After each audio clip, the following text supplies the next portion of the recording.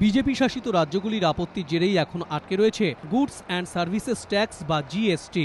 এই পরিস্থিতিতে যত দ্রুত সম্ভব ঐকমত্য গড়ে তোলার জন্য এখন মরিয়া কেন্দ্রীয় সরকার। কেন্দ্রীয় পরিষদীয় মন্ত্রী এবং কৃষি প্রতিমন্ত্রী হরিশ রাওয়াত জানিয়েছেন, যারা আপত্তি করছেন তাদের সঙ্গে কথা বলে যত দ্রুত সম্ভব জিএসটি চালু করার কথা ভাবছে সরকার। দেখে নেওয়া যাক কি এই জিএসটি। বর্তমানে উৎপাদন শিল্পে একবারই কর আদায় করে কেন্দ্র, কিন্তু পণ্যের জন্য ব্যবহৃত কাঁচা মাল অন্য রাজ্য থেকে সংগ্রহ করতে হলে কর আদায় করে একাধিক রাজ্য সরকার। পাশাপাশি বণ্টনের ক্ষেত্রেও কর দিতে হয় রাজ্য সরকারকে। নতুন কর ব্যবস্থায় বণ্টনেও কর আদায় করবে কেন্দ্র, কিন্তু একাধিক নয়, একটি মাত্র রাজ্য সরকারকেই কর দেবেন উৎপাদক। বর্তমানে কেন্দ্র রাজ্য মিলিয়ে 24%-এরও বেশি কর দিতে হয় উৎপাদককে। জিএসটি চালু হলে তা 14 থেকে 18%-এর মধ্যে নেমে আসবে।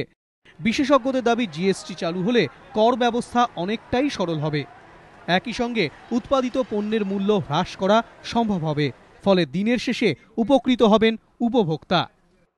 এখন প্রেজেন্টলি আমাদের এখানে ডুয়াল ভ্যাট রয়েছে, one is central VAT, one is state VAT. তো দুটো মিলিয়ে the combined rate is somewhere around 26%। এবারে ডুয়াল জিএসটিতে that rate should definitely be brought down to the recommended level of 14 to 18%. If that is kept brought down to that 14 to 18% combined rate of CGST as well as SGST, tahole as per the recommendations of the expert committee, the final cost of products to the consumers is supposed to come down. GST চালু হলে কেন্দ্রীয় সরকারের কর আদায়ের পরিধিও বেড়ে যাবে, বাড়বে কেন্দ্রের রাজস্ব সংগ্রহের পরিমাণ। দীপক ঘোষ, এবিপি আনন্দ, কলকাতা।